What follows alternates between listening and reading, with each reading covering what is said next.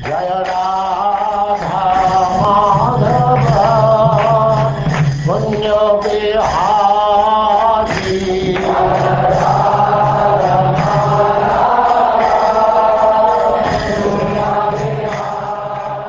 And now Chapter 5, Prahlada Maharaj, the saintly son of Hiranyakasipu.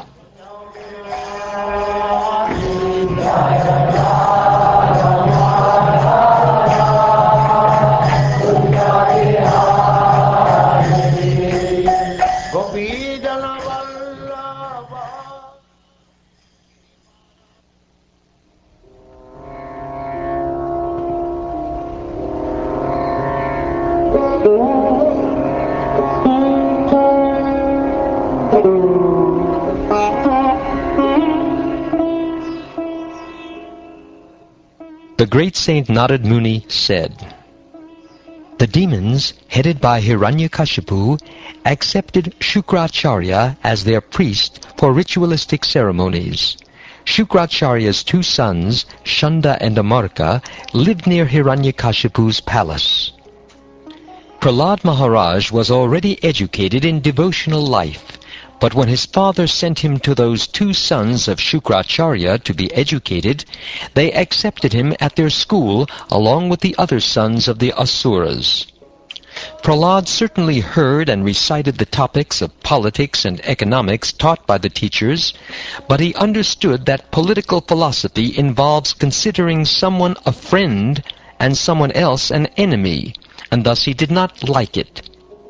My dear King Yudhishthir, once upon a time the king of the demons, Hiranyakashipu, took his son Prahlada on his lap, and very affectionately inquired, 'My dear son, please let me know what you think is the best of all the subjects you have studied from your teachers.' 'O best of the Asuras, king of the demons, as far as I have learned from my spiritual master, any person who has accepted a temporary body and temporary household life is certainly embarrassed by anxiety because of having fallen in a dark well where there is no water but only suffering. One should give up this position and go to the forest. More clearly, one should go to Vrindavan, where only Krishna consciousness is prevalent, and should thus take shelter of the Supreme Personality of Godhead." When Prahlada Maharaj spoke about the path of self-realization in devotional service, thus being faithful to the camp of his father's enemies, Hiranyakasipu, the king of the demons, heard Prahlada's words, and he laughingly said, "Thus is the intelligence of children spoiled by the words of the enemy. My dear demons, give complete protection to this boy at the Gurukul, where he is instructed, so that his intelligence will not be further influenced by Vaishnavas who may go there in disguise."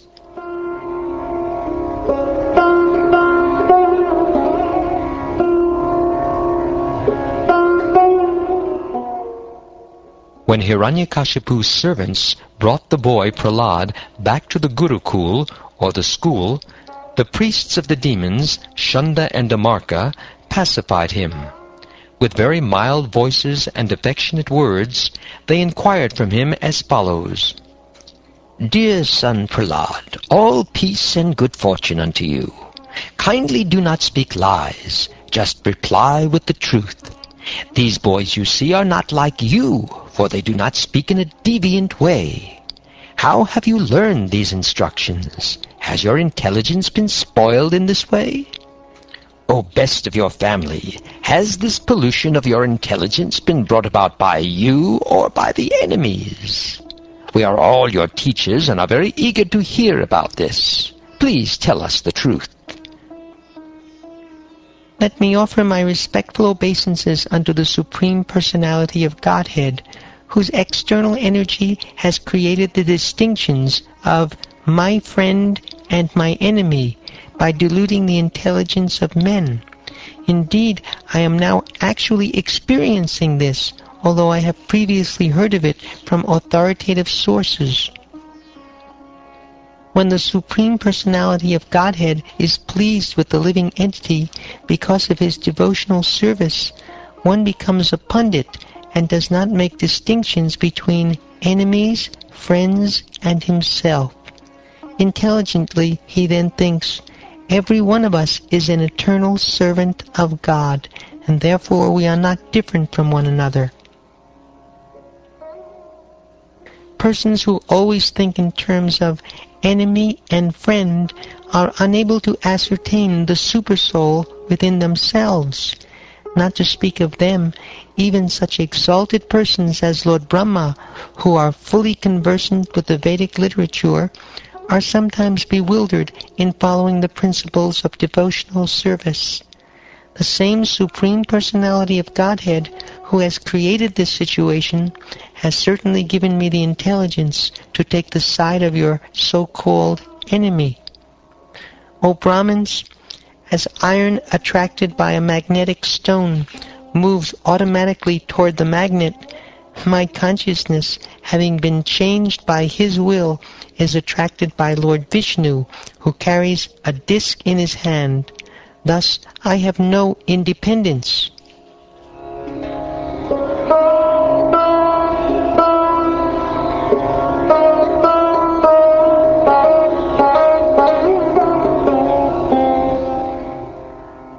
The great soul Prahlada Maharaj became silent after saying this to his teachers, Shanda and Damarka, the seminal sons of Shukracharya. These so-called Brahmins then became angry at him. Because they were the servants of Hiranyakasipu, they were very sorry, and to chastise Prahlada Maharaj, they spoke as follows. "Oh, please bring me a stick. This Prahlada is damaging our name and fame. Because of his bad intelligence, he has become like a cinder in the dynasty of the demons. Now he needs to be treated by the fourth of the 4 kinds of political diplomacy, namely chastisement. This rascal Prahlada has appeared like a thorn tree in the forest of sandalwood. To cut down sandalwood trees, an axe is needed, and the wood of the thorn tree is very suitable for the handle of such an axe.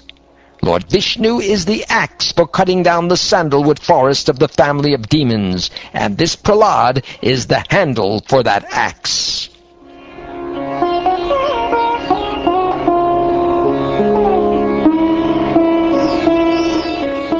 Shanda and Damarka, the teachers of Prahlada Maharaj, chastised and threatened their disciple in various ways, and began teaching him about the paths of religion, economic development, and sense gratification. This is the way they educated him. After some time, the teachers, Shanda and Damarka, thought that Prahlada Maharaj was sufficiently educated in the diplomatic affairs of pacifying public leaders, appeasing them by giving them lucrative posts, dividing and ruling over them, and punishing them in cases of disobedience. Then one day, after Prahlada's mother had personally washed the boy and dressed him nicely with sufficient ornaments, they presented him before his father. When Hiranyakasipu saw that his child had fallen at his feet and was offering obeisances, as an affectionate father, he immediately began showering blessings upon the child and embraced him with both arms. A father naturally feels happy to embrace his son, and Hiranyakasipu became very happy in this way. My dear King Yudhishthira, Hiranyakasipu seated Prahlada Maharaj on his lap and began smelling his head. With affectionate tears gliding down from his eyes, and moistening the child's smiling face, he spoke to his son as follows. "My dear Prahlada, my dear son, O long-lived one, for so much time you have heard many things from your teachers. Now please repeat to me whatever you think is the best of that knowledge." Hearing and chanting about the transcendental holy name, form, qualities, paraphernalia, and pastimes of Lord Vishnu, remembering them, serving the lotus feet of the Lord, offering the Lord respectful worship with 16 types of paraphernalia, offering prayers to the Lord, becoming his servant, considering the Lord one's best friend, and surrendering everything unto him. In other words, serving him with the body, mind, and words. These 9 processes are accepted as pure devotional service. One who has dedicated his life to the service of Krishna through these 9 methods should be understood to be the most learned person, for he has acquired complete knowledge.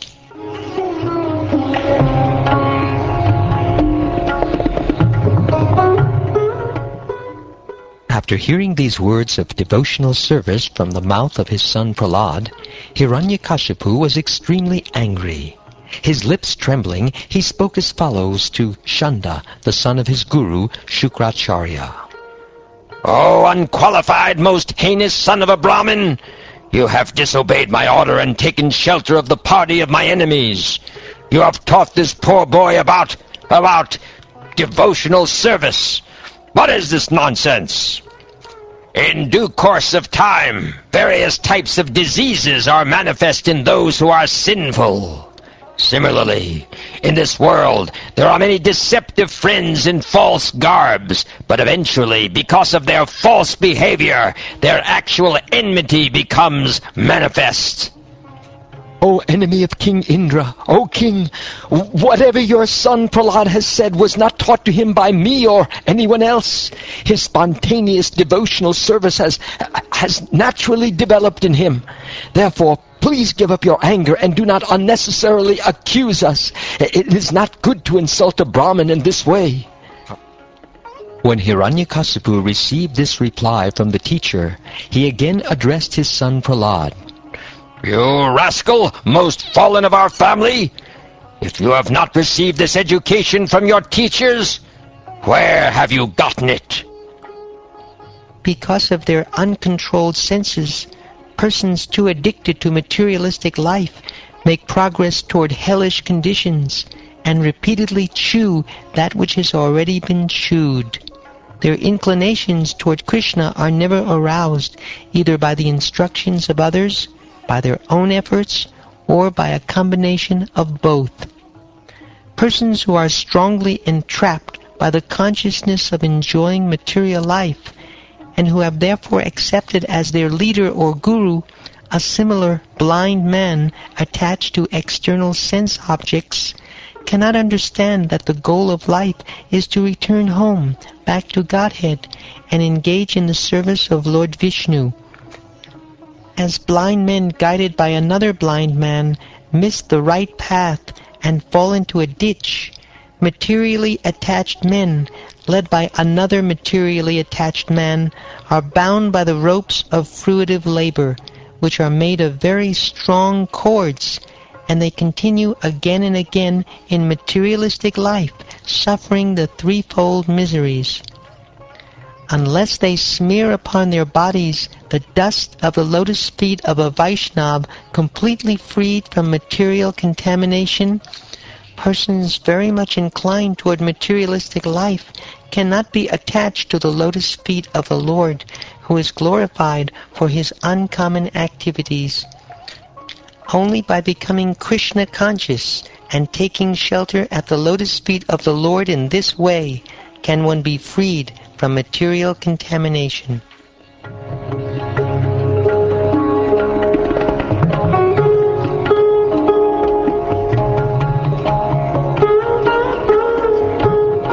After Prahlad Maharaj had spoken in this way and become silent, Hiranyakasipu, blinded by anger, threw him off his lap and onto the ground. Indignant and angry, his reddish eyes like molten copper, Hiranyakasipu said to his servants, "O demons, take this boy away from me! He deserves to be killed! Kill him as soon as possible! This boy Prahlad is the killer of my brother, for he has given up his family to engage in the devotional service of the enemy, Lord Vishnu, like a menial servant. Although Prahlad is only 5 years old, even at this young age he has given up his affectionate relationship with his father and mother. Therefore, he is certainly untrustworthy. Indeed, it is not at all believable that he will behave well toward Vishnu. Although a medicinal herb, being born in the forest, does not belong to the same category as a man. If beneficial, it is kept very carefully. Similarly, if someone outside one's family is favorable, he should be given protection like a son. On the other hand, if a limb of one's body is poisoned by disease, it must be amputated so that the rest of the body may live happily. Similarly, even one's own son, if unfavorable, must be rejected, although born of one's own body. Just as uncontrolled senses are the enemy of all yogis engaged in advancing in spiritual life, this Prahlada, who appears to be a friend, is an enemy, because I cannot control him. Therefore this enemy, whether eating, sitting, or sleeping, he must be killed by all means.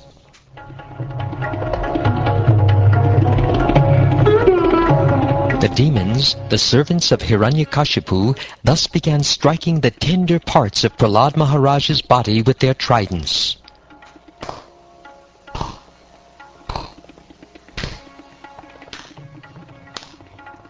The demons all had fearful faces, sharp teeth, and reddish coppery beards and hair, and they appeared extremely threatening, making a tumultuous sound, shouting, "Chop him up! Pierce him!" They began striking Prahlada Maharaj, who sat silently, meditating upon the Supreme Personality of Godhead. Even though a person who has no assets in pious activities performs some good deed, it will have no result. Thus the weapons of the demons had no tangible effects upon Prahlada Maharaj, because he was a devotee undisturbed by material conditions and fully engaged in meditating upon and serving the Supreme Personality of Godhead, who is unchangeable, who cannot be realized by the material senses, and who is the soul of the entire universe. My dear King Yudhishthir, when all the attempts of the demons to kill Prahlada Maharaj were futile, the king of the demons, Hiranyakashipu, being most fearful, began contriving other means to kill him. Hiranyakashipu could not kill his son by throwing him beneath the feet of big elephants, throwing him among huge, fearful snakes, employing destructive spells, hurling him from the top of a hill, conjuring up illusory tricks, administering poison, starving him, exposing him to severe cold, winds, fire, and water, or throwing heavy stones to crush him. When Hiranyakashipu found that he could not in any way harm Prahlada, who was completely sinless, he was in great anxiety about what to do next. Hiranyakashipu thought, I have used many ill names in chastising this boy Prahlada, and have devised many means of killing him, but despite all my endeavors, he could not be killed. Indeed, he saved himself by his own powers, without being affected in the least by these treacheries and abominable actions. Although he is very near to me, and is merely a child, he is situated in complete fearlessness. He resembles a dog's curved tail, which can never be straightened because he never forgets my misbehavior and his connection with his master, Lord Vishnu. I can see that this boy's strength is unlimited, for he has not feared any of my punishments. He appears immortal. Therefore, because of my enmity toward him, I shall die. Or maybe this will not take place.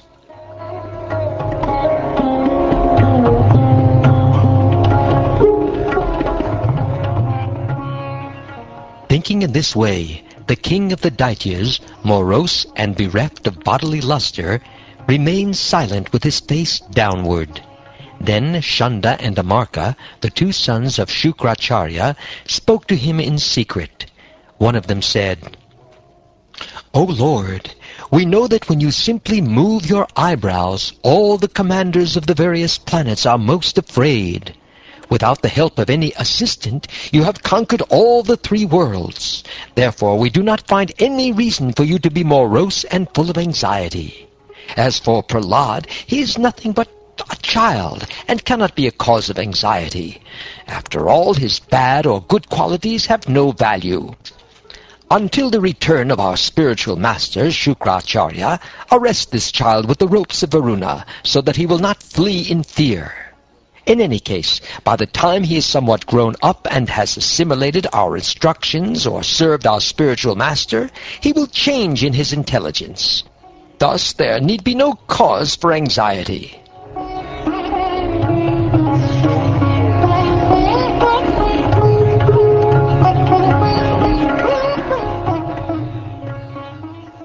After hearing these instructions of Shunda and Amarka, the sons of his spiritual master, Hiranyakasipu agreed and requested them to instruct Prahlad in that system of occupational duty which is followed by royal householder families.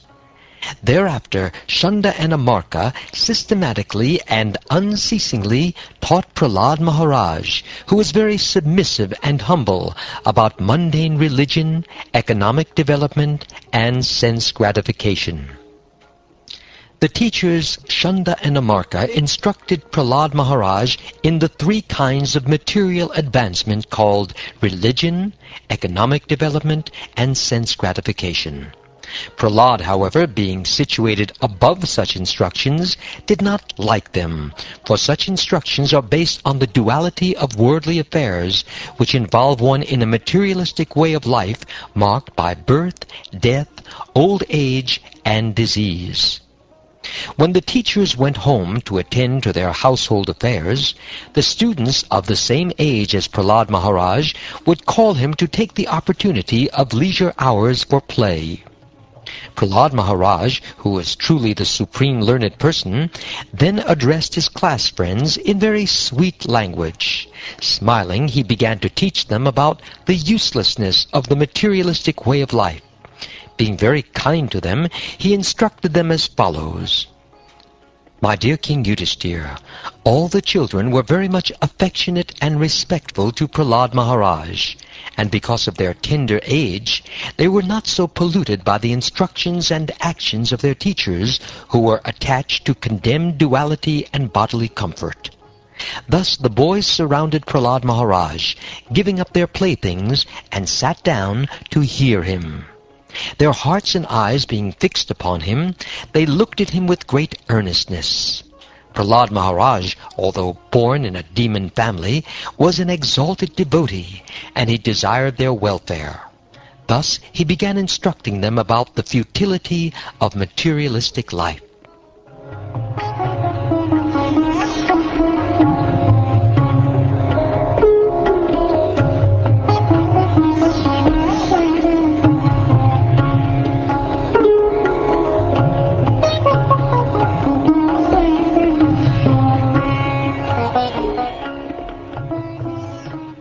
Thus ends the 5th chapter of the 7th canto of the Srimad Bhagavatam, entitled Prahlad Maharaj, the saintly son of Hiranyakasipu.